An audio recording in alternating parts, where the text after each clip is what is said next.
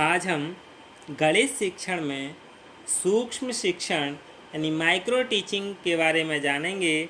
सबसे पहले हम यह जान लें कि माइक्रो टीचिंग क्या है और इसका इतिहास क्या है। वैसे शिक्षण एक कौशल है, यानी टीचिंग क्या है, एक स्किल है। हमारे शिक्षक प्रशिक्षण कार्यक्रम का प्रमुख उद्देश्य ऐसे योग्य एवं कौशलपूर्ण शिक्षकों को तैयार करना है जो कक्षा शिक्षण के उच्च स्तर को बना सकें। यानी सूक्ष्म शिक्षण का उद्देश्य क्या है कि जो कौशलपूर्ण शिक्षक हैं उन्हें तैयार करना है जो कक्षा शिक्षण के उच्च स्तर को बना सकें। लेकिन आज प्राथमिक एवं माध्यमिक दोनों ही स्तर के शिक्षण प्रशिक्षण कार्यक्रम में सिद्धांत एवं व्यवहार के मध्य गहरी खाई उत्पन्न हो गई है। यानी थ्योरेटिकल और प्रैक्टिकल इन दोनों के मध्य बहुत खाई उत्पन्न हो गई है। आज शिक्षक का सिद्धांतों का ज्ञान और स्कूलों की कक्षा में व्यवहार एक दूसरे को समृद्ध बनाने और एक दूसरे में समीपता लाने के बजाय दो पृथक पृथक चीज़ें बनकर रह गई हैं। यानी जो स्कूली कक्षा है वो और सिद्धांतों का ज्ञान है वो, इन दोनों में बहुत अंतर यानी अलग अलग हो गई हैं। विभिन्न शिक्षा आयोग, जो बहुत सारे शिक्षा आयोग बने हैं, समितियां हैं, उन्होंने समय समय पर शिक्षण प्रशिक्षण कार्यक्रम के अनेक दोषों को अंकित किया और सुझाव भी दिए, लेकिन मात्र संख्यात्मक वृद्धि के अन्य कोई सुधार दृष्टिगत नहीं होते। वर्तमान समय में शिक्षक प्रशिक्षण कार्यक्रम में छात्राध्यापक कुछ सैद्धांतिक व्याख्यानों के पश्चात एक या एक से अधिक दो उसके विषय शिक्षक द्वारा प्रस्तुत प्रदर्शन पाठों के पश्चात वास्तविक कक्षा में प्रवेश कर जाता है। यानी जो भी शिक्षक प्रशिक्षण कार्यक्रम है उसमें एक या दो विषय होते हैं, उनका सब्जेक्ट विषय यानी टीचिंग ऑफ मैथ यानी टीचिंग सब्जेक्ट पेपर दो होते हैं, एक या दो, उन दोनों में के सीखने के बाद वह वास्तविक कक्षा में प्रवेश कर जाते हैं। इन मात्र एक या दो प्रदर्शन पाठों से ना तो उसके शिक्षण कौशल और ना ही कक्षा व्यवस्थापन का विकास हो पाता है। अब हम इसके इतिहास को जान लें। सूक्ष्म शिक्षण का इतिहास क्या है। यानी 1961 में सर्वप्रथम स्टैनफोर्ड विश्वविद्यालय के शोध छात्र कैथ एचिसन ने डॉक्टर रॉबर्ट बुश और डॉक्टर D.W. एलन के निर्देशन में कार्य करते हुए वीडियो टेप रिकॉर्डर के बारे में ज्ञान प्राप्त किया। उसने वीडियो टेप रिकॉर्डर का उपयोग अध्यापकों को तत्काल पृष्ठपोषण यानी इमीडिएट फीडबैक देने के लिए किया। उसके पश्चात हैरी गैरिसन ने भी वीडियो टेप रिकॉर्डर को अनुकरणीय शिक्षण एवं मानव कक्षा शिक्षण में उपयोगी पाया। कैलिन बैक ने भी सूक्ष्म शिक्षण को समय की दृष्टि से प्राचीन विधि की तुलना में प्रभावशाली पाया। हम एलन के एक डेफिनेशन पर जान लेते हैं। एलन ने सूक्ष्म शिक्षण की डेफिनेशन दी थी। सूक्ष्म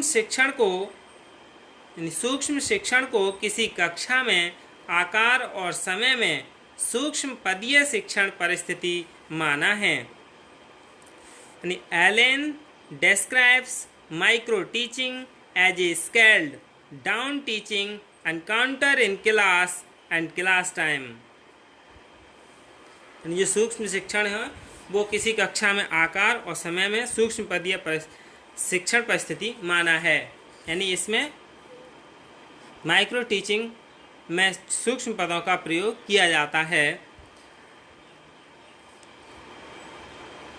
Micro teaching is nothing but a scaled down teaching encounter where the complexities of real classroom situations have been reduced to the base minimum, but at the same time, unlike the teaching practice, the level of feedback greatly enhanced। यानी micro teaching व जो सूक्ष्म पदीय शिक्षण परिस्थितियां हैं, जहां वास्तविक कक्षा शिक्षण की जटिल स्थितियां पर्याप्त कम हो जाती हैं, इसके साथ ही शिक्षण अभ्यास की तुलना में पृष्ठपोषण की मात्रा बढ़ जाती है। अब हम एलन और रॉयन ने सूक्ष्म शिक्षण के 5 आधारों का वर्णन किया है, उसके बारे में जान लेते हैं। यानी सूक्ष्म शिक्षण एक वास्तविक शिक्षण है, यानी subtle teaching is a real teaching. जो सूक्ष्म शिक्षण है वो वास्तविक शिक्षण है, उसमें सही शिक्षण कराया जाता है। Micro teaching reduces the complicity of general classroom teaching. यानी सूक्ष्म शिक्षण सामान्य कक्षा शिक्षण की जटिलता को कम करता है। माइक्रो टीचिंग क्या करता है, जो कक्षा शिक्षण है उसकी जटिलता जो है उसको कम कर देता है, इसमें सरल करके अधिगम कराया जाता है। अगला है सूक्ष्म शिक्षण का यानी the main focus of micro teaching is training to complete specific task. यानी सूक्ष्म शिक्षण का मुख्य केंद्र विशिष्ट कार्य को पूर्ण करने का प्रशिक्षण देना है।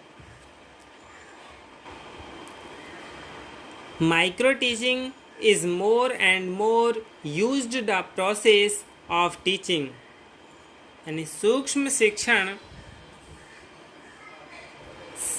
प्रक्रिया में पृष्ठपोषण का अधिकाधिक प्रयोग किया जाता है। यानी जो सूक्ष्म शिक्षण है उसमें जो शिक्षण की प्रक्रिया है, जो पृष्ठपोषण है, उनका सबसे ज़्यादा यानी अधिक से अधिक प्रयोग किया जाता है।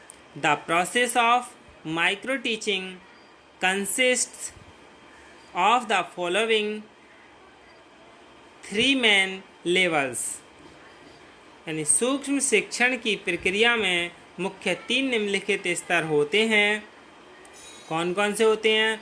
यानी नॉलेज अटेनमेंट लेवल, यानी ज्ञान प्राप्ति का स्तर।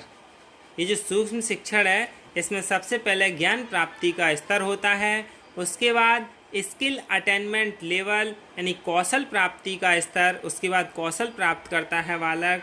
फिर ट्रांसफ़र लेवल यानी स्थानांतरण स्तर, यानी लास्ट में फिर इसके लिए वह प्रयोग करता है। पहले ज्ञान प्राप्त करता है, फिर कौशल प्राप्त करता है, फिर उसके बाद उस ज्ञान के लिए कौशल के द्वारा सीखने के बाद उन्हें फिर दूसरी जगह स्थानांतरित कर देता है।